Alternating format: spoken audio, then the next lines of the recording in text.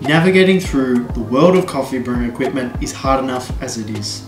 Today, I'm going to show you my process when it comes to choosing different products for coffee brewing equipment. My name's Liam from the Basic Barista. We're a coffee brewing equipment retailer here in Melbourne, and today I'm going to show you my process on how I choose coffee brewing equipment. So the very first thing that you need to do is you need to decide on what coffee that you're going to be making. Is it going to be filter, espresso, milk base? Is it going to be lattes, flat whites? Whatever you're thinking of doing, some coffee brewing products offer one or two of these options, like an espresso machine can pump out all these different things compared to something like a V60, but you're probably more limited when it comes to options. If you're just after filter, the V60 is your best bet. It really depends on what type of coffee you want to start making, and the rest will fall into place. The next thing you need to think about is your coffee grinder. Depending on if you're going to be making espresso or milk base that uses espresso, you need to get an espresso grinder. Now, some grinders offer multiple, so this is the Comandante.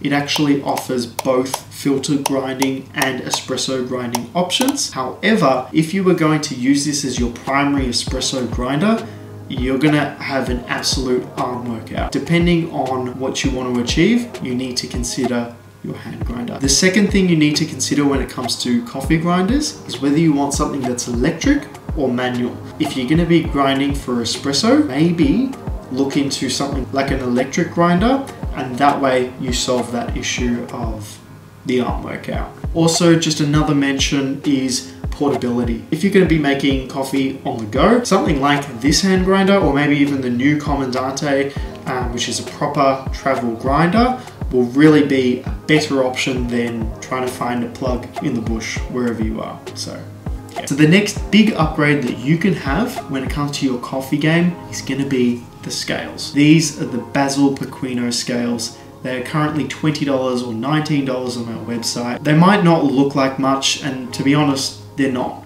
However, when it comes to brewing coffee, these both weigh your dose of coffee, your brew water, your yield, so they're very versatile and very handy to use, and that's not to mention that they're also portable.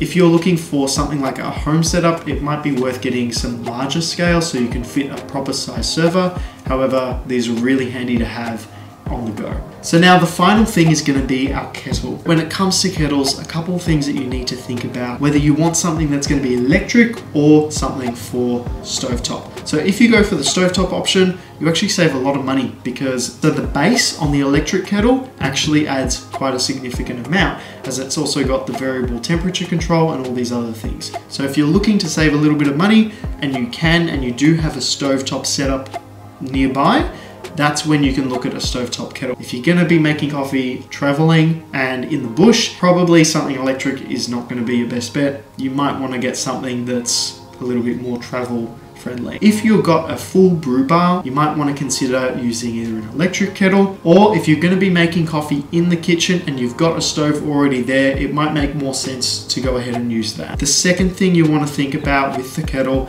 is the flow rate. These kettles in particular are the Fellow Stag EKG kettle or the stovetop version. Both have a restrictor valve just at the bottom here, and it really slows down your pour. So if you're going to be using this for something like cupping, it's going to be a nightmare. I personally do that. However, when you are brewing and you're waiting, it's a very slow pour, and you do want something that's just very fast and just gets it out of the way.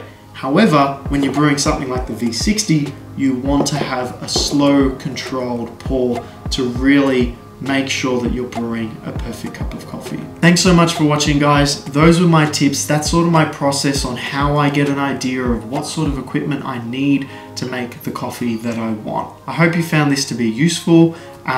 If you haven't already, check out some of our other videos and consider subscribing. We'll see you in the next video.